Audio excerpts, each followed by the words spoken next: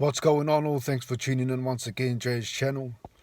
So we got a big fight, a massive fight. Everyone's on the edge of their seats for this fight. Crawford versus Spence. Okay, this fight here is looking to be made in November. Um, there is an open window for that date. There's no obligations, there's no mandatories in place. So there's nothing stopping them from making this fight. The fight is near, the fight is almost there. And we're all on the edge of our seats waiting. When I talk to people about boxing, the first thing that comes to mind is Spence Crawford. So, everyone's talking about it, everyone's waiting for it, everyone's tuning in, to see when it is. So, this is my take on it anyway. You got Crawford, a guy that's on many people's top five, I would say top three at least in terms of pound for pound list, in my opinion, he's either first or second, and you got to respect that, there's a lot of undisputed champions at the moment now, obviously, we've had some new ones that have, come into fruition, but in terms of who's going to be the guy to win two undisputed championships in two different weights, Crawford is the closest. Crawford is, you could say, months away. We're sitting in July now, so 4 months away from becoming another undisputed champion in another division. That's massive, and I believe that should really stamp his legacy in terms of number one pound for pound in the world, in my opinion. I know that the bouts are different to, obviously the weight classes and your competition and all that and who you're fighting, but if you're going to rank him close to top three, and a lot of people are saying either one or two, you got to give him that number one spot if he beats Spence. And it's a big if. Spence is a guy that is definitely pound for pound in terms of power punches. He's a guy that can really hurt you, like we saw with the Ugas fight. We haven't seen Ugas be in trouble like that before, and mind you, this is Spence coming out of surgery. So, the surgery is definitely not going to, trouble him. We've seen this. It's been proven. He's still got it, and for Crawford, people can say, well, he's 35 years old. I believe that's how old he is. He's still got it, He's one of the only guys that did stop Porter. A lot of people came close, in terms of, Spence dropped him, but Porter bounced back up. Porter's a guy that will just keep coming at you, and Crawford managed to chop him twice where his corner threw on the towel. And I believe that if the fight had continued, he would have stopped him.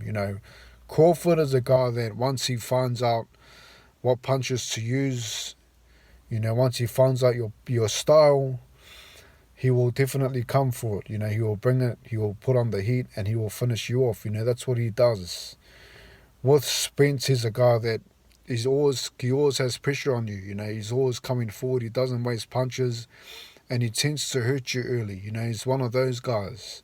Jumps in and out of the pockets. He might use simple, simple combinations, hooks, uppercuts, a 1-2, maybe, a 1-2 or 3 combination punch, with his selection, it's very simple but very effective. He doesn't waste punches. Like I say, when he's inside the pocket, he doesn't waste those punches. He doesn't throw heavy shots that misses. You really see him gassing out. He's a guy that after 5 rounds or after 6 rounds, he tends to turn up the heat. And that's always dangerous when a guy's good with punch selection. He still has the power, he still has the endurance, the stamina. It's a very dangerous fight. But like I say, Crawford, once he figures you out, it's hard to, come back from there. He will just go savage mode and try to finish you off. He's a very technical, calculated fighter, where Spence is more of a, selective powerhouse. And you could also say, tactical fighter. Tactical fighter. He knows when to jump in and out. He knows when to throw, and he hurts you. He always comes with power shots. He's a big unit. He's quite big in the welterweight. So I mean, it's a good fight. Everyone's waiting for it. It's set to happen in November. I believe it's, like I said, one of the biggest fights out there, especially fight of the year, without a doubt. This is it. There's not another bigger fight than this that can be made. This is the fight. When you look at boxing and you look at, what division's coming the closest to, seeing who the best is, it's got to be the welterweight. You can say, well, there's up-and-coming prospects, this guy and that guy, but if you're going to beat Porter and Ugas, and Ugas beat Pacquiao, and Thurman's lost to Pacquiao, and all those guys have been beaten, and you got two guys that are unbeaten against that competition, you've got to say, you know what, winner takes all the belts on the line, perfect record. In Crawford's case, number one pound for pound. In Spence's case, close to, definitely in the pound for pound list, definitely high up in the pound for pound power punches.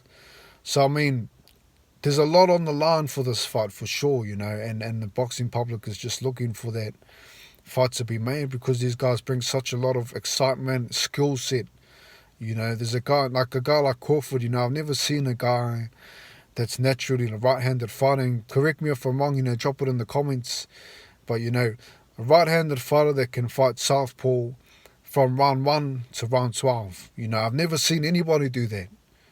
I've never seen anybody do that. That can just fight a whole fight in a different stance that, that they're not originally using. I've never seen that in boxing. I've seen a lot of switching. I've seen, like guys like Tyson Fury where he goes from right-handed to southpaw, then he switches back. I've seen a lot of that, but I haven't seen a guy that can start a round and finish a round, or even start a fight and finish a fight, I should say, actually. Start a fight and finish a fight in the one stance, or half a fight, and in that case, multiple rounds in that same stance. I've never seen it. People tend to jump back to the original stance, but Crawford, it seems like he's better at southpaw, for some reason. But he's still a good right-handed fighter. So, I mean, I can see him switching against Spence, but he's got to be careful because Spence, like I say, he's very selective.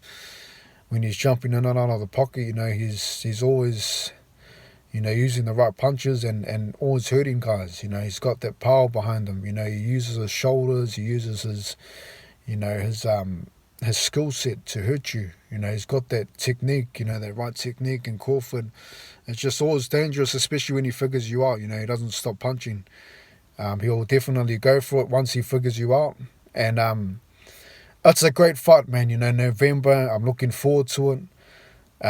Leave your take on it, man. I mean, I see it happening for sure this year. And I think it's going to be a huge buzz once it's happened. Once it does happen, I'll definitely do a breakdown. I'll definitely talk on it more. But it's Jay's channel, man. Thanks for tuning in once again. I look forward to the comments. Spence versus Crawford. Let's see it happen, man. Let's make it happen. And I'm looking forward to the announcement once it's here, man. And God bless you all, man. Thanks for tuning in once again. Like I say, leave a comment. Hit the red button if you're new. And I look forward to the comments, man. Have a great day. Peace. God bless.